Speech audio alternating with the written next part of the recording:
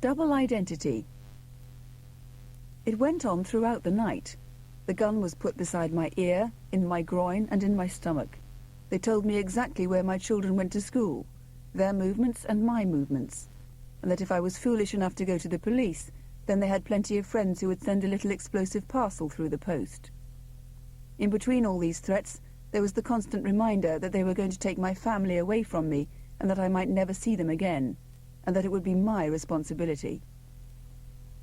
These are the words of a father who, along with his wife and 2 children, was the victim of a vicious crime in 1991.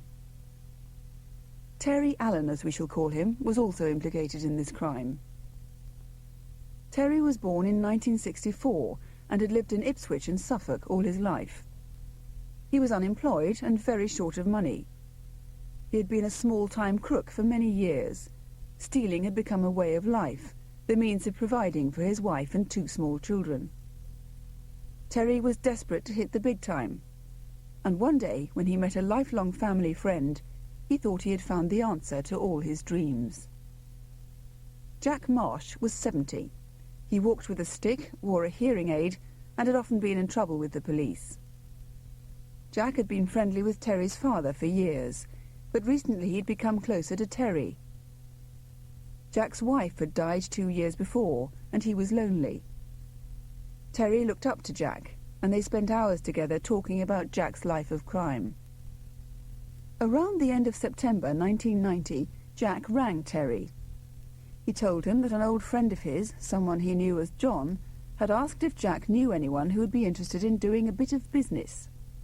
The business was clearly not legal work.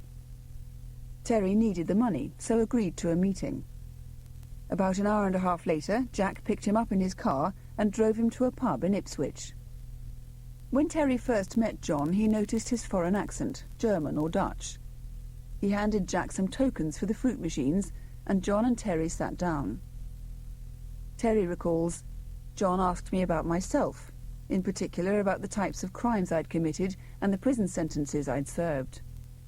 When I told him that I'd been in detention centres for 3 to 4 months, he seemed surprised. He said I wasn't the type of person he was looking for, but he wrote down my telephone number in code in a small dark-coloured book. On the wall of the bar there was a mirror that carried a brewer's advertisement, Tolly Cobbold. John glanced at it and told me that if he called me he would use the word Tolly. He said that he himself was interested only in crimes that netted him at least £100,000, and he mentioned Tesco's supermarket in Ipswich as a possible target. Terry was impressed with John and liked him. John was over 6 feet tall, in his late 30s, with short, straight, mousy hair. He was athletically built and spoke of his love of mountaineering. He smoked hand-rolled Golden Virginia cigarettes. Terry had never met anyone like him before. On the other hand, Terry didn't think he'd made much of an impression on John. A few weeks later, however, the phone rang. John asked Terry to find out the name of the manager at Tesco and the type of car he drove. Terry did not know what kind of business John had in mind. He thought perhaps John was planning to rob a security van when it made its delivery. Terry telephoned Jack, who agreed to help him. The 2 men drove to the Tesco supermarket and sat in the car park. They identified the manager, who got into a red Rover. They wrote down the car's registration number and tried to follow him, but they lost him as he was heading off towards Colchester. John rang again and said that he was coming to Suffolk. Jack agreed to collect him and bring him to Terry's house. When the 3 men met, Terry gave John the registration number of the Red Rover. John appeared pleased, but then his mood changed. He warned Terry and Jack about his hatred for grasses, criminals who blow the whistle on other criminals, and spoke of one grass who'd been punished with a face full of acid. The atmosphere suddenly turned sour. Terry was worried. The conversation was clearly aimed at him, and he was left under no illusion about what would happen to him if he went to the police. He was frightened, not only for himself, but for his whole family. He contemplated pulling out of the job, but felt that it was impossible at this stage. He was already in too deep. A few weeks later, John made contact again and said that he'd be coming to Terry's house with some other people. Terry sent his wife and children out for the afternoon. John arrived alone. Shortly afterwards, another man appeared. He was in his 20s and slim, with short dark hair. No names were mentioned.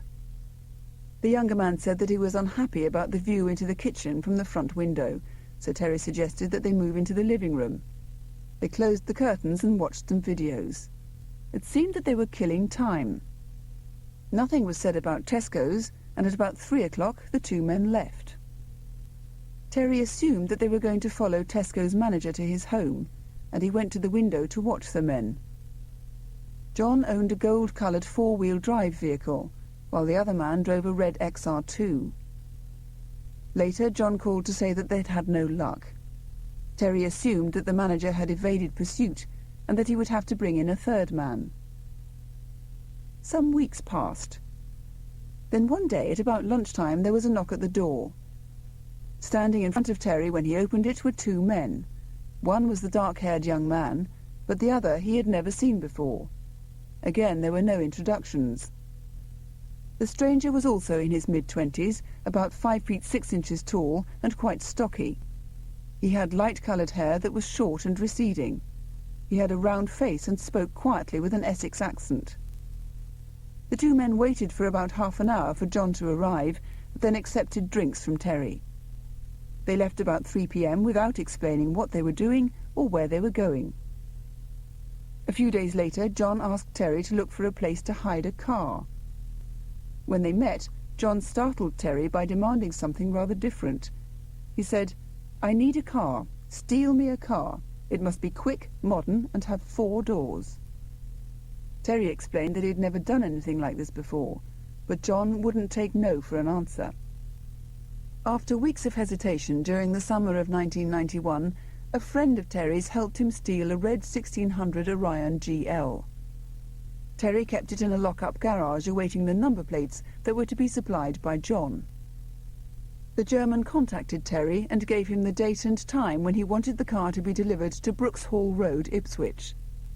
Terry was not sure where this was, so John agreed to show him. They drove there together in John's car, now a silver Peugeot 205 GTI. And John instructed Terry that when the time came, he should sit in the Orion and wait until John and the others arrived.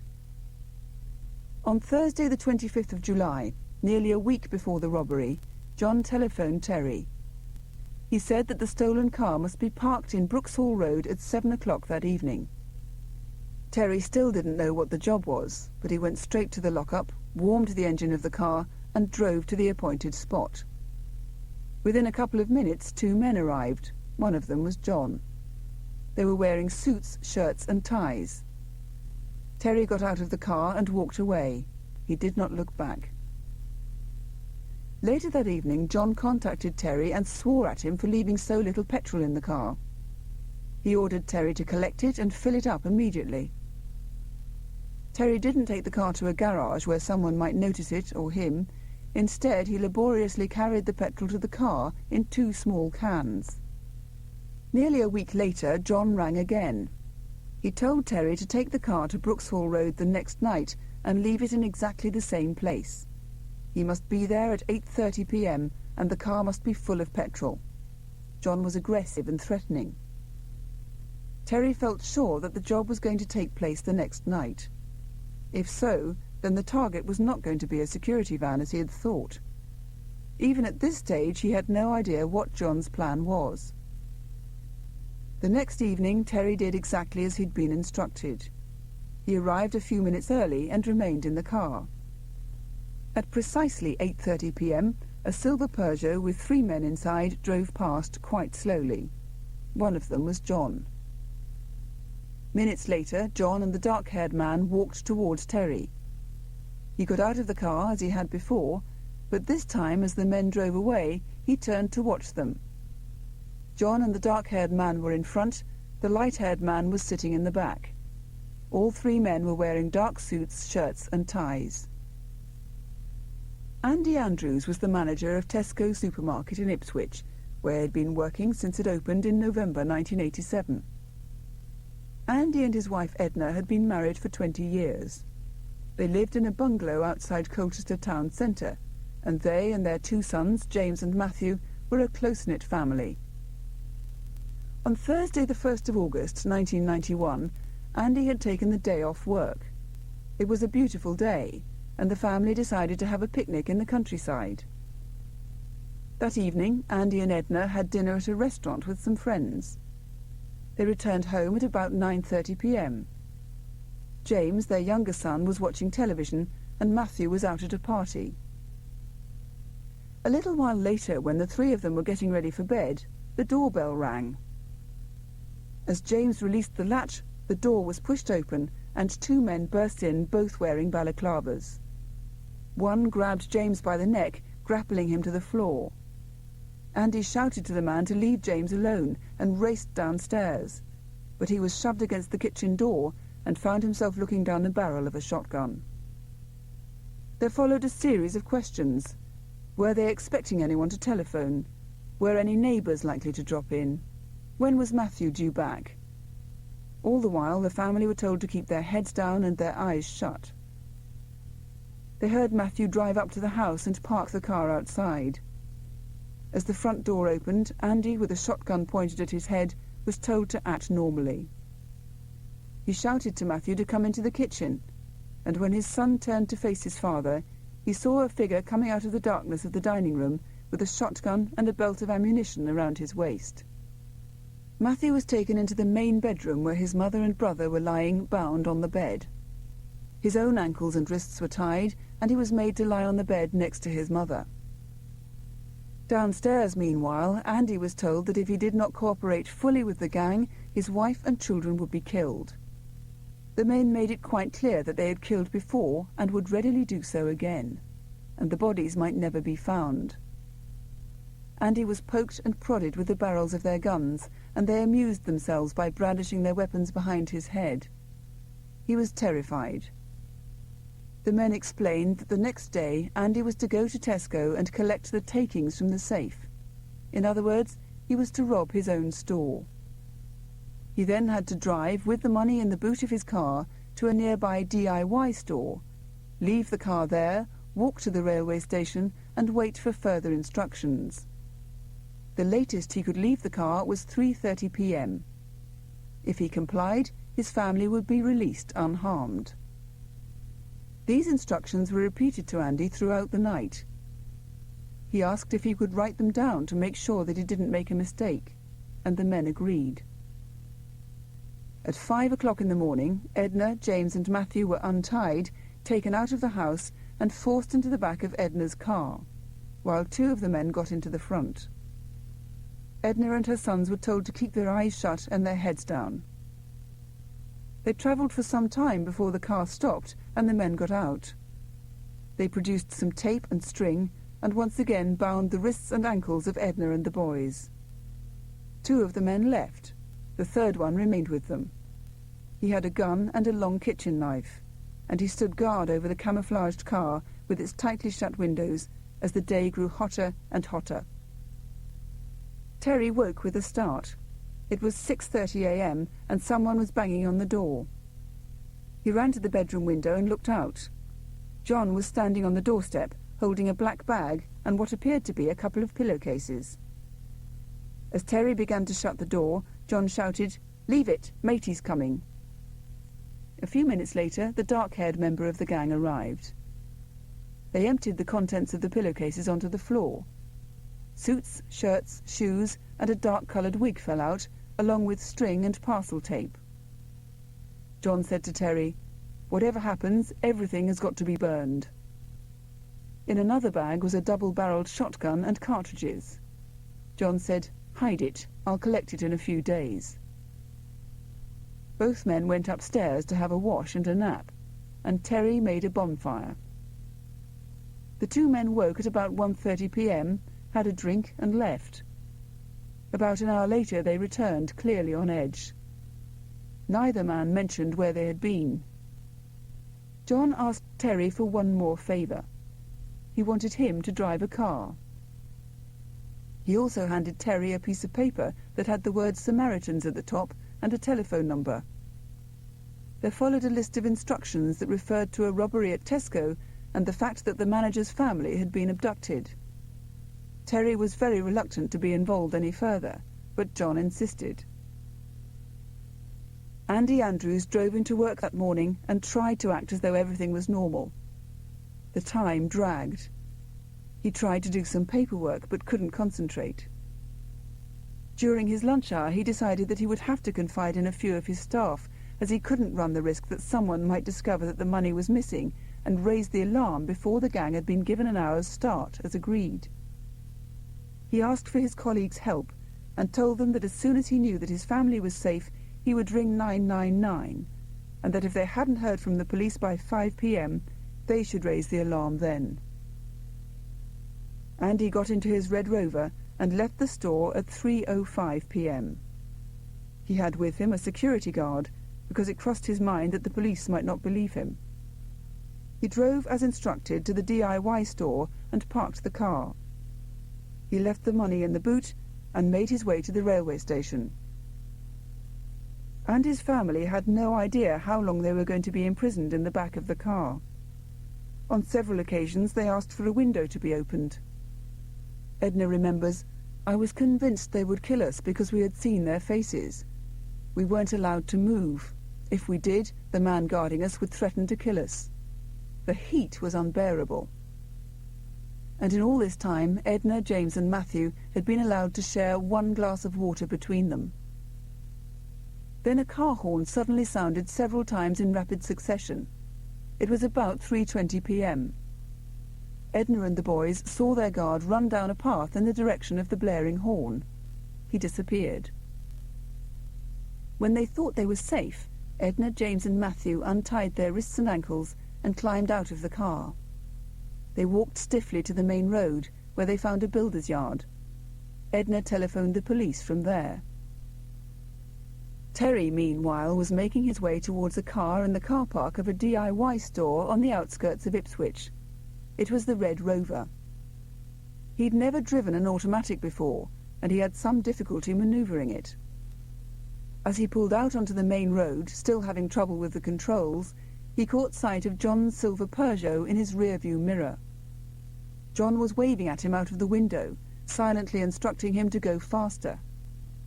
Gradually, as he became more familiar with the controls, Terry speeded up, and they drove for about 18 miles before John indicated the car park of Sainsbury in Colchester, and they pulled in. John walked round to the boot of the Rover and told Terry to open it without his gloves on. Terry refused, as he realised that John wanted him to leave his fingerprints behind. When his own car was loaded with the money from Tesco, John drove off immediately. Terry did not see him again for many months. Andy Andrews waited at the railway station for nearly an hour. The deadline passed and no one turned up. He thought something had gone wrong, so he rang the police.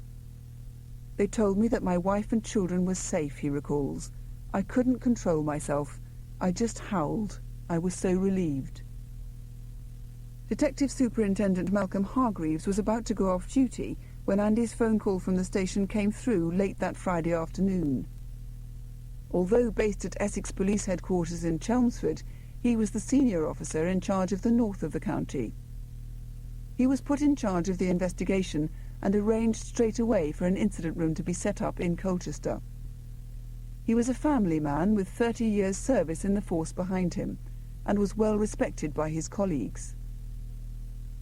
Detective Inspector Dick Block was acting as Chief Inspector at Colchester while his colleague was away, so he automatically became the second in command. And Detective Sergeant Graham Bull, who was on duty, became his deputy. Everyone moved quickly. Detective Inspector Block went to the Andrews home, while Detective Sergeant Bull coordinated the operation from base. A forensic team was also sent to the house, which was sealed off. It was treated as if it had been the scene of a murder, and officers subsequently spent 2 days scouring the place for clues. Detective Inspector Block was very concerned for the Andrews family and anxious to make sure that they were as comfortable as possible. Arrangements were made to bring them back to Colchester and to book them into a hotel, and a liaison officer was appointed to work with them. Detective Inspector Block decided that because of the ordeal they had endured, statements would not be taken from them until the next day. Interviewing each member of the Andrews family and piecing all the information together was a long process. The family all described the events of the previous 24 hours in meticulous detail, but they were frightened of repercussions and understandably hesitant in giving the police detailed descriptions of the criminals. Afterwards, they were given round-the-clock police protection. That evening at around 11 p.m, the police held a briefing. Only the bare bones of the story were known at that time, but one police officer said that 2 weeks earlier she had heard from an informant that Tesco was going to be the target of criminal activity, and that two of the men involved were Terry Allen and Jack Marsh. As a consequence, the police had been watching the supermarket from time to time, but they'd unearthed no further information. The next morning, when Terry saw the newspaper reports of the crime, he hid the gun and cartridges that John had left behind in a bin liner among some clothing, and asked a neighbour to look after them for him. On the following Sunday, John rang to tell Terry that he'd be sending him £2,000 for his part in the robbery, and a phone call from the dark-haired man the next day warned him to keep a low profile. If he did, everything would be fine. The robbers did not know, however, that Terry had already been secretly boasting to friends about his part in the crime. This was to be his biggest mistake. The robbery made headline news, and it quickly became known that there was a £30,000 reward on offer. Informants began to crawl out of the woodwork, and information was coming into the police thick and fast. The word on the street was that the gang was from London, but that two local men had helped to set up the crime. The names mentioned again were those of Terry Allen and Jack Marsh. One informant's news astonished the police. The man met detectives in a pub and told them that not only had Terry Allen been involved in the job, but he had items used by the gang stashed away at his house, and was expecting a parcel any day that would contain his share of the money. This was fantastic news for the detective team. They knew from inquiries they had made, and from the Andrews' descriptions of the men, that Terry Allen and Jack Marsh were not the robbers. But if they could catch Terry receiving the money, they'd be able to arrest him immediately, and he and Jack would probably lead them straight to the men responsible for the crime. Police officers camped out in the Ipswich sorting office, waiting for the parcel of money to arrive. They were anxious to recover it as quickly as possible, because they had no idea what else might be with the money. Fingerprints, perhaps a letter, an address, anything at all. They'd been authorised by the Home Secretary to intercept the parcel, but when it arrived, the post office insisted that the mail had to be delivered in the normal way. The police got round the problem. First, they postman under surveillance to make sure that the parcel did not disappear en route.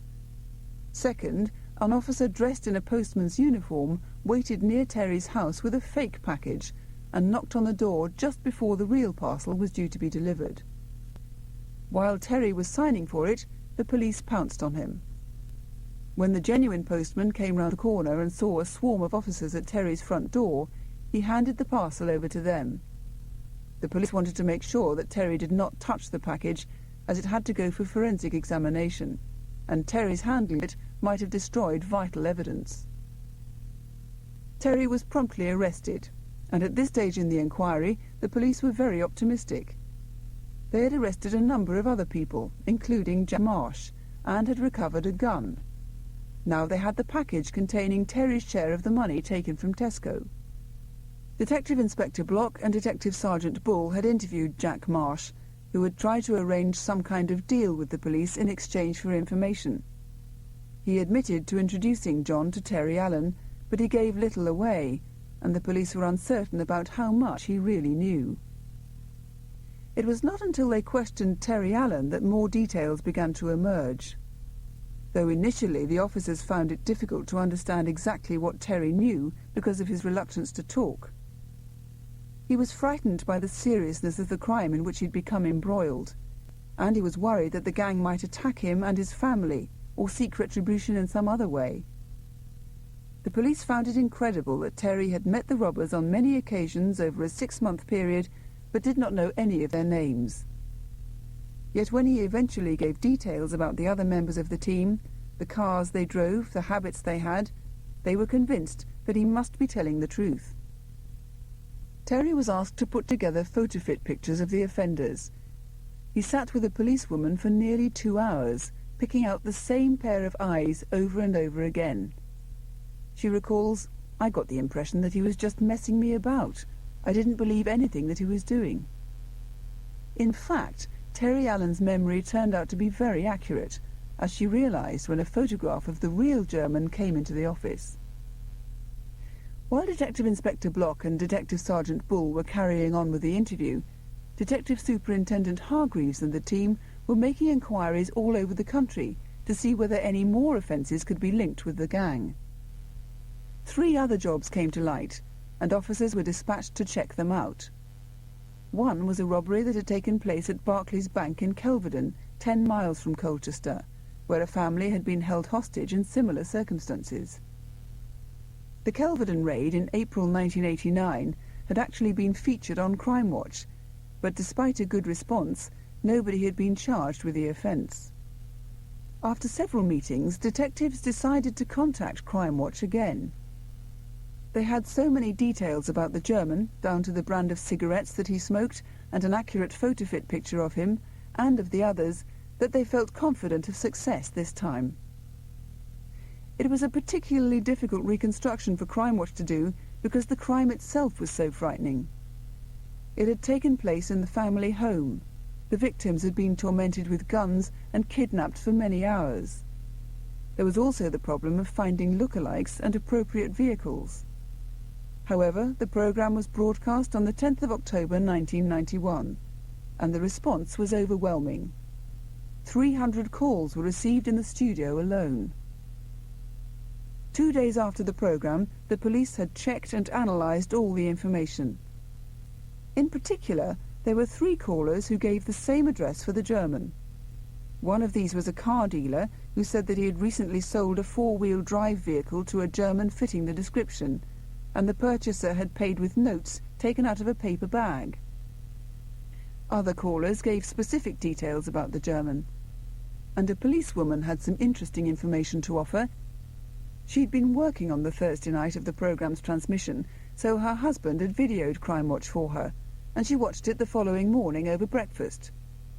When she saw the photo-fit of the German, she instantly recognised him. The previous evening she'd been doing routine vehicle checks along Vauxhall Bridge Road in South London, when a man in a 4-wheel drive vehicle pulled away very quickly from the traffic lights. She had stopped him and asked to see his documents. He had a strong accent and said that he was German. The address of his licence was in Aldershot. He explained that he was visiting his girlfriend in London. All his documents were in order, so he was allowed to go. The name the callers had given the police was Karl Schultz. As informants had supplied an address for him, a surveillance team was dispatched to watch the premises. 3 days after Crimewatch, the police decided to mount an armed raid on the house. The police found only one person in the house, a young woman who claimed that she was Karl Schultz's girlfriend and had not seen him for a couple of days. She was taken to the police station for questioning. They had apparently been together for 5 years, but it seemed that she knew little about him. He had told her that he was an engineer, born in Germany. She explained that Karl had said that he needed to get away for a while, but she had no idea where he had gone or for how long. She had no phone number or contact address for him. All his private telephone numbers were in a black book that he always kept on him. She did, however, tell the police that he was keen on mountaineering and frequently went climbing in Wales. She also gave them a detailed description of the 4-wheel drive vehicle he was driving and said that he had sold his previous one only a week before. The Mid Wales and North Wales police forces were informed. Later that night, a police patrol car was driving through Capel Curig in North Wales when the police officers in it saw what they thought was Karl Schultz's vehicle parked in the car park of the Cobden Arms Hotel. They immediately contacted officers at Battersea Coed, where a special incident room had been set up. 3 officers were sent to the hotel to check the vehicle, make sure that it was the one they were looking for, and confirm that Karl Schultz was still driving it. Their brief was to take a look around and try to find Schultz. If he was on the premises, they were to speak to the licensee and find out how long he was staying. Once they had the information, they were to feed it back to the incident room. As he was known to be a dangerous armed criminal, the plan was not to approach him as yet. As soon as the police officers entered the hotel's lobby, they saw a man walking towards them. He looked exactly like the photo-fit picture. He went into the lounge bar, and they followed. The detectives ordered drinks. From the bar they could monitor his movements. He was sitting with a woman at a table by the window, a girlfriend they presumed. The landlord was sitting too close to Schultz for them to approach him without risking blowing their cover. After some time, Karl Schultz got up with the woman and made for the front door of the hotel. One of the officers phoned the incident room to tell them what was happening. A surveillance unit was alerted to follow him if he left the building, and the firearms team were put on standby. The police did not want to attempt to arrest him inside the hotel because of the danger that hostages might be taken. Karl Schultz and his girlfriend walked out of the hotel towards a waiting taxi. After they'd left, one of the officers noticed that the woman had left her handbag behind. He told the licensee, who quickly ran out with it. When he came back into the lounge, the officers made themselves known to him and started asking questions about Schultz. They did not have time to finish their conversation before Karl Schultz walked back into the bar. The licensee said quickly, "These are the gentlemen who saw the handbag." Schultz thanked them and turned to face the bar.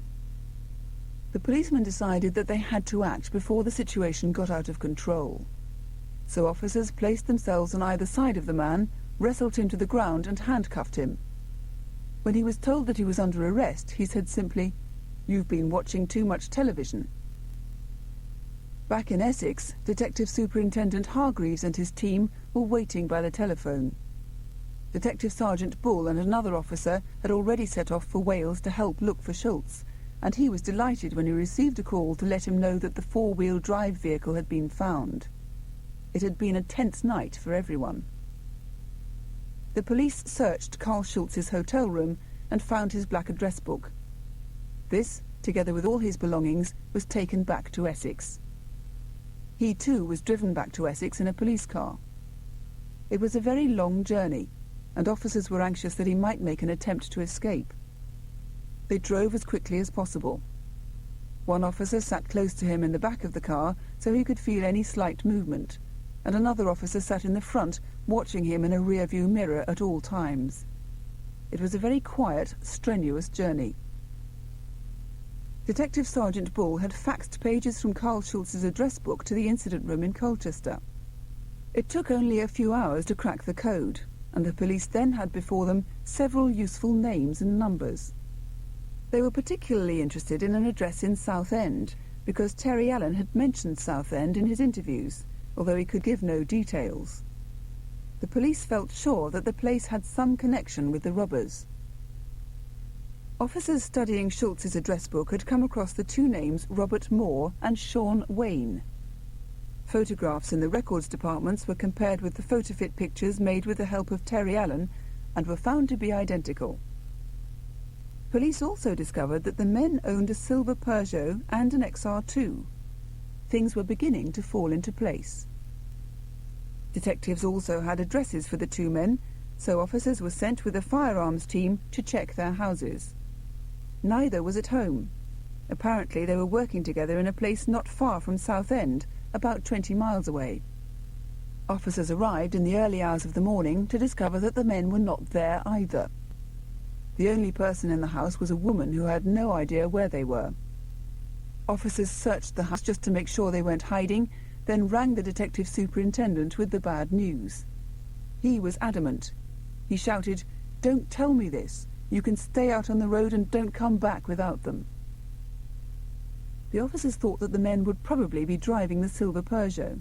so they decided to split up and search the area. After a short time, the car was spotted next to a telephone box, and the two men were getting back into it.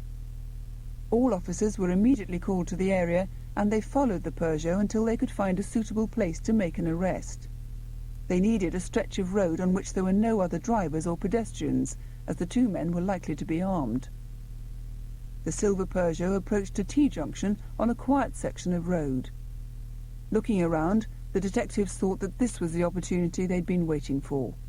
The word was given, and within seconds 4 police cars had surrounded the Peugeot, blocking the road. The suspects were pulled out of the car and handcuffed. Neither of them spoke. Sean Wayne and Robert Moore were arrested and taken to the police station to be interviewed.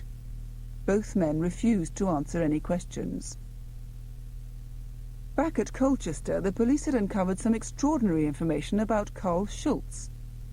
They learned that far from being a German, he was in fact John Calton from Sheffield, who had previously had a Yorkshire accent. He was one of 7 children and had not seen his mother for over 20 years. He'd been arrested before and charged with a series of building society robberies. He'd been found guilty and imprisoned.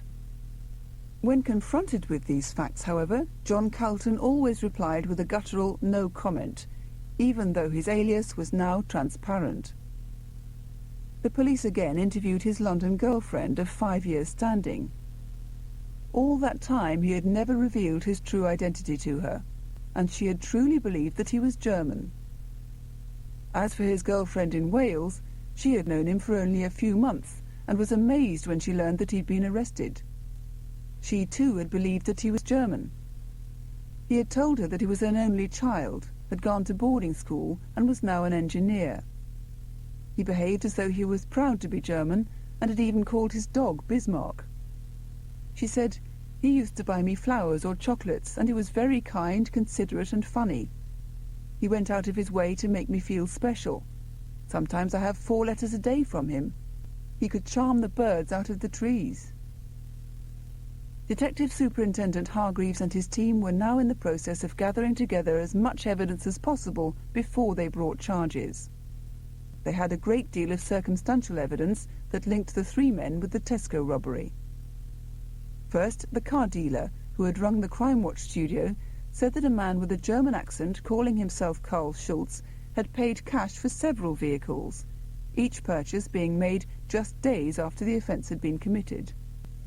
Second, the visit of the police to Carl Schultz's address, where the description given by his girlfriend fitted with what Terry Allen had said. Schultz was ostensibly German, had a strong German accent, liked mountaineering, and kept all his contact numbers in a black book. Third, the fingerprints of Carl Schultz, Sean Wayne and Robert Moore had been found at Terry Allen's house. Fourth, witnesses had come forward saying they had seen 3 men dressed in suits in a red Orion. Fifth, the police had found a gun in Schultz's garage with Sean Wayne's fingerprints on it. Despite all this, the police had not one hard piece of evidence that put any of the 3 men inside the Andrews house or at Tesco. When they searched the house, they found no forensic evidence at all. No fingerprints, nothing. What was crucial now was an identification parade, so that both the Andrews and the family taken hostage at Kelvedon would have a chance to identify their assailants. If the victims were able to identify their attackers with certainty, that fact, taken together with all the circumstantial evidence, would, the police believed, provide them with a case. Detective Superintendent Hargreaves remembers what it was like for the investigating team on the day of the identification parade. "We waited in an anteroom while the witnesses filed past the men.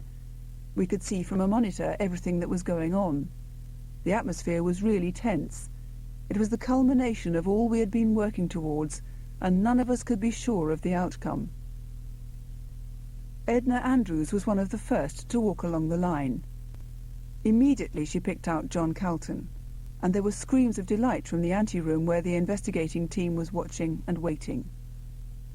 Both John Calton and Robert Moore were identified by one or another member of the Andrews family, and Calton was picked out by the Kelvedon family as well. Detective Superintendent Hargreaves and his team were delighted. The final piece of the jigsaw was now in place. He says, "It was an amazing investigation, the most satisfying inquiry that I've ever worked on." The case was heard at Chelmsford Crown Court during October and November 1992. Terry Allen gave evidence against his co-accused. Before sentencing him, the judge said, "I will bear in mind the assistance you gave at very considerable risk to yourself and very probably your family by having the courage to give evidence in court. I intend to make a drastic reduction in the sentence." Terry Allen was sentenced to 3 years imprisonment. When sentencing the robbers, however, the judge was relentless.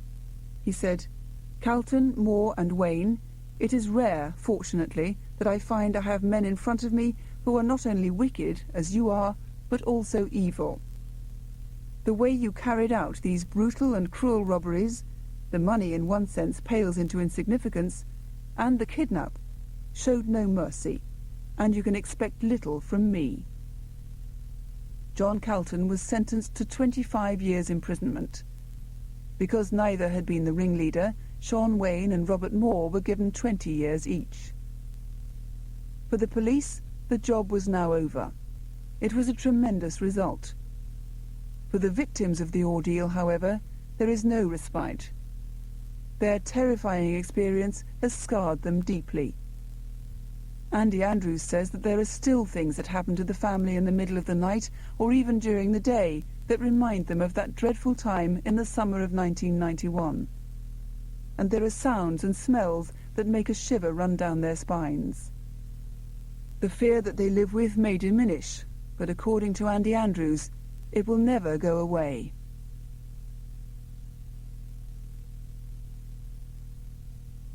This audiobook was produced and published by Penguin Books Limited.